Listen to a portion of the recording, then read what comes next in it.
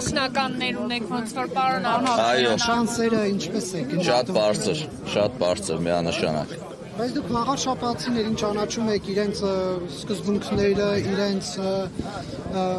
նախընտրությունները գիտեք։ Դե բան չմնաց մի կես ժամ, մի ժամ երևի նախնական տվյալներն ամփոփելուց, այս պահի դրությամբ բնականաբար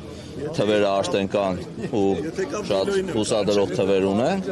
ու մի ժամից երևա մենք ճանաչում ենք խաղաշապացիներին, դե չէ։ Մենք ինեգադունես շիրակցիներս, գյումրեցիներս։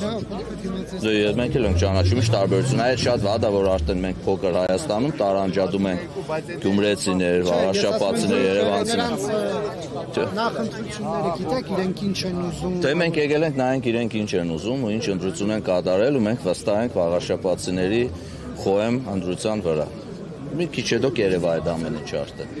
Բոլորս միասին կտեսնենք ու կնշենք մեր հաղթանակը։ Վստահ եմ դուք եւս։ Վստահ եք, որ հաղթելու եք։ Վստահ եմ, որ հաղթելու ենք։ Դուք Գյումրիում էլ էիք, վստահ պարոն Արուշանյան։ Ու Գյումրիում վստահ ենք ու Գյումրիում հաղթել ենք 17200 ցայնը։ Առաջինն էիք բոլոր պարտվածներից առաջինն էր։ Կան իր հավաքած բարձր ցուցանիշով, բայց ոչ հաղթող։ Գյումրիում 17200 ցայն ենք տարել ու ամենամեծ ֆրակցիան ունենք։